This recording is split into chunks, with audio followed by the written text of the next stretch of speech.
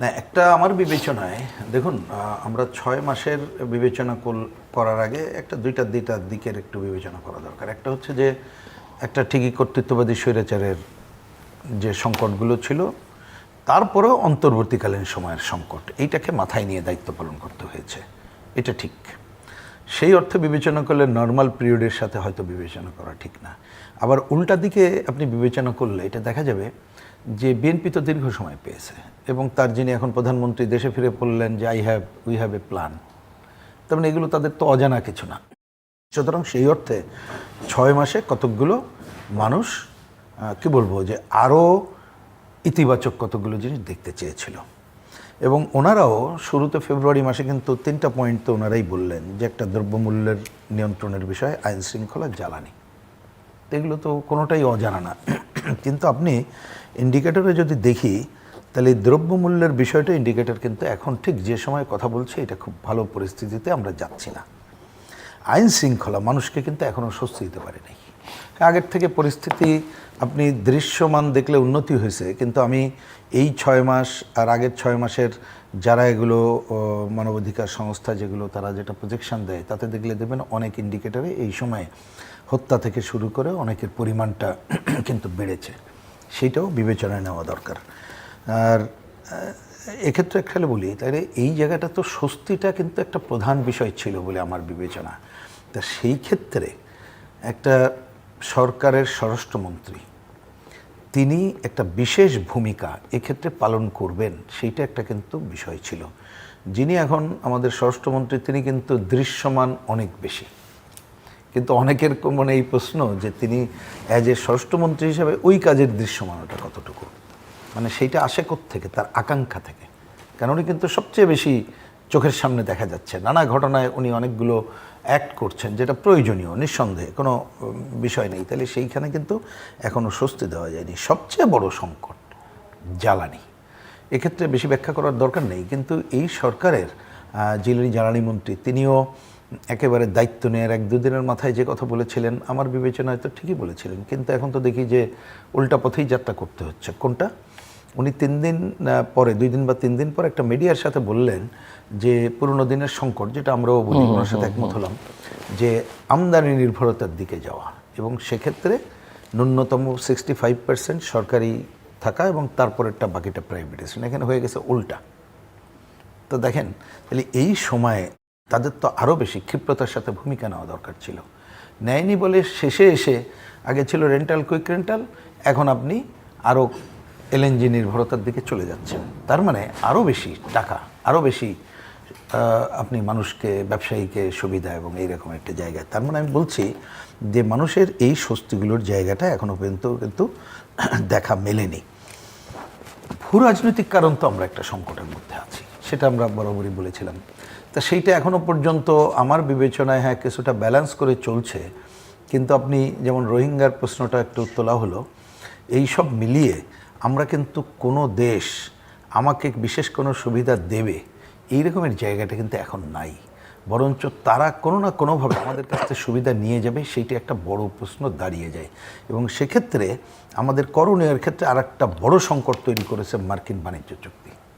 সেই চুক্তির আওতায় আমাদের অপ্রয়োজনীয় বহু জিনিস আমেরিকা থেকে কিনতে হবে এবং আপনি এলএনজি থেকে শুরু করে গম বলেন, তুলা বলেন, বহু কিছু, বিকল্প নাই। আবার অনেক কিছু আপনি আমাদের কিছু বাইরের থেকে কম দামিও কিনতে পারবেন না, আপনি সামরিক সরঞ্জাম সহ আরও অনেক। এবং এইখানে চুক্তির অনেক কিছু হয়তো ওপেন হয় নাই, কিন্তু দেখেন আমাদের সংবিধানে এখনও আছে যে কোনো চুক্তি হলে রাষ্ট্রপতির কাছে গেলে তিনি সংসদে পাঠাবেন।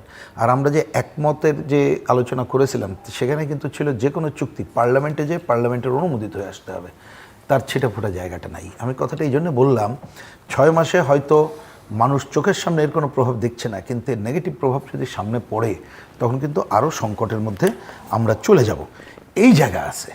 আর কিন্তু আমি এগুলো একটু হয়তো নেগেটিভ কথাগুলো বললাম, শুরুতে তাদের কতগুলো পজিটিভ কাজ ছিল নিঃসন্দেহে। আমার বিবেচনায় প্রথমত এটি একটা বড় পজিটিভ কাজ, যেটা এই যে আপনার পার্লামেন্টের মেম্বাররা শুল্কমুক্ত গাড়ি নেবে না এবং প্লট নেবে না। তারপরে তারা, হ্যাঁ ঠিকই, এটা খুবই কারেক্টলি উনি বলেছেন যে সামাজিক বেষ্টনী খাত আগেরটা কিন্তু বাতিল করেনি, বাড়িয়েছে। 2,500 টাকা নারীদের দেওয়া সবচেয়ে একটা ভালো কাজ আমি বলবো গ্রামের কৃষকদেরকে শিরিন মৌকুব, এই ধরনের কতগুলো জায়গা আছে। কিন্তু এক্ষেত্রে আমার বক্তব্য হচ্ছে, আপনি আজকে 6 মাসে এটা বলছি, কিন্তু এটা কত সাস্টেনেবল হলো? আপনি যদি তার ফলো আপ না বলতে পারেন, খাল কাটা হলো, তার পরিস্থিতি কি? আমি মাঝে একটা উপজেলায় গেলাম, সেখানে ওরা বললো যে প্রথম দিকে খাল কেটেছে। আমি চলেন তো একটু দেখতে যাই। আমি দেখলাম দুই পাশে এখন যেভাবে বন জঙ্গল এবং গাছ চলে আসছে, এটা আমি জাস্ট 1 মাস আগের কথা বলছি। আমি আপনি বলছেন কি খাল কাটা উদ্বোধন করেছে, খাল আর কাটা হয়নি? না, ওইখানেও কেটেছে যতটুকু। আচ্ছা, কিন্তু তারপরে আপনি যদি নিয়মিত না থাকেন তাহলে কি হইতে পারে, তো জানা জিনিস।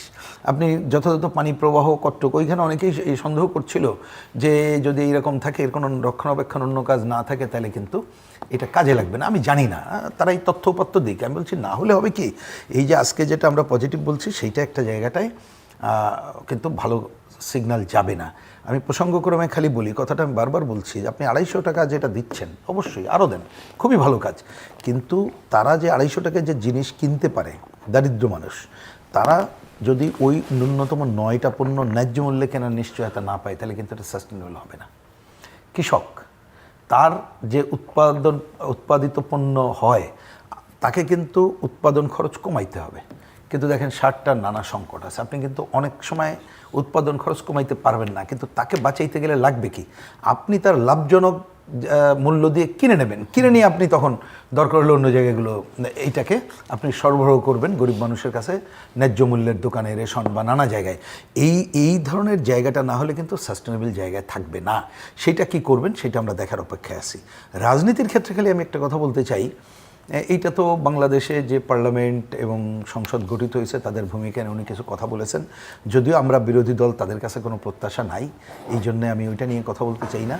কিন্তু রাজনীতিতে যে একটা উগ্র দক্ষিণপন্থার আবির্ভাব ঘটে গেছে, এবং বর্তমান যিনি আমাদের মহামান্য রাষ্ট্রপতি, নির্বাচিত হয়ে রাষ্ট্রপতি হয়েছেন, পার্লামেন্টেও কিন্তু তিনি একদিন এই কথা বলতে যেয়ে বলছিলেন যে এদেরকে রাজনৈতিকভাবে মোকাবেলা করতে হবে। আমি এটাকে গুরুত্ব দিই, কারণ খেয়াল করেন যে আমরা যুদ্ধ অপরাধীদের বিচার এর আগের সরকার আমলে যখন হয়েছিল, আমরা বলেছিলাম এইটা হচ্ছে 50% কাজ, বাকি 50% করতে হবে রাজনৈতিকভাবে, বিকল্প জায়গাটা বলতে হবে, সেটা না হলে কিন্তু কাজটা হয় না। তো সেই জায়গাটাতে আমি জানি না যে এই 6 মাসে উনি বলতে পারবেন, কারণ বিএনপির একজন সম্পাদকও বটে, যে ভূমিকা তারা সেন্ট্রালে নিচ্ছে যে আমরা চাঁদাবাজি করতে দেবো না, আমরা এই জায়গাগুলো করব, সেই ক্ষেত্রে সরকার আর দল একাকার হলে কিন্তু অনেক সময় এটা সংকট হয়, দায়িত্ব পালন করাটা যথাযথ হয় না, আপনি তৃণমূলে ওই ধরনের খবরাখবরগুলো পৌঁছে দিতে পারেন না। এইটা একটা জায়গায় আছে। আরেকটা কথা বলি, সেটা হচ্ছে দেখেন, আমরা তো কতকগুলো এর আগে যদি বলেন, গণঅভ্যুত্থানের পরপর 3টা কথা সামনে আসছিল। একটা আসছিল বিচারের কথা, সেটা চলমান আছে, ঠিকই আছে, কিন্তু মামলার নামে যে ধরনের কি বলবো, যে নানা ধরনের সংকট তৈরি হয়েছে, জামিন না পাওয়া, এটা তো উচিত না, অনেক সিনিয়র আছেন, তা সেই জায়গাগুলো তাদেরও দেখা দরকার। সংস্কার, অন্যরা যেটা বলেছে আমি তার সাথে একমত না, সংস্কারটা একটু আপনি বুঝে শুনে পার্লামেন্টের সময় সুযোগ নিয়ে করতে হবে। এ ব্যাপারে কোনো আমাদের দিক থেকে দ্বিধাদ্বন্দ্ব নেই, আগেও বলেছি, এখনও বলি। বিশেষ করে সংবিধান সংস্কারের কতগুলো কোশ্চেন তো বুঝসুস করে করতে হবে, এবং সেটাকে যাতে করে সবাইকে অংশগ্রহণ করানো যায়, এই কাজটা একটা জরুরি কাজ বলে আমার কাছে মনে হয়। খুঁটিনাটি যাতে করে কখনো কোনো খুঁত না থাকে, তাহলে সেই কাজগুলো করার জায়গাতেও তারা যাবেন বলে আমি মনে করি। নির্বাচন একটা হয়ে গেছে, সেটা হয়েছে, কিন্তু যে কাজটা করা দরকার বলে আমি মনে করি, স্থানীয় সরকার যদি শক্তিশালী না করি এবং সংস্কার করে ওই জায়গায় নির্বাচনে দক্ষ দুর্নীতিমুক্ত স্থানীয় সরকার না করতে পারি, তাহলে এই যে সুযোগ সুবিধার কথা বলা হচ্ছে, আপনি টাকা বরাদ্দ করতে পারেন, সব করতে পারবেন, কিন্তু দেখবেন বাংলাদেশে আমলা এবং অন্য জায়গায় আছে, এটা কিন্তু এই লাভের গোল্ড পিঁপড়ায় খাওয়ার মতো খেয়ে ফেলবে। সেই জায়গাটা তারা কি করবে আমরা দেখার অপেক্ষায় আছি। যেভাবে নিয়োগ দেওয়া হয়েছে, হয়তো প্রশাসক, আমি বলি যে ধরেন উপজেলা বলেন, প্রশাসক বলেন, সেটা নিয়ে অনেকে হয়তো কোশ্চেন করছে না, কিন্তু অনেক জায়গায় আছে যেখানে যোগ্যতা সম্পন্ন নন পলিটিক্যাল লোক দেওয়া দরকার, তা সেইটা করা দরকার। এবং নির্বাচনের মধ্যে দ্রুত যেই নির্বাচিত প্রতিনিধির হাতে স্থানীয় সরকারের ক্ষমতা হস্তান্তর করা জরুরি বলে আমি মনে করছি।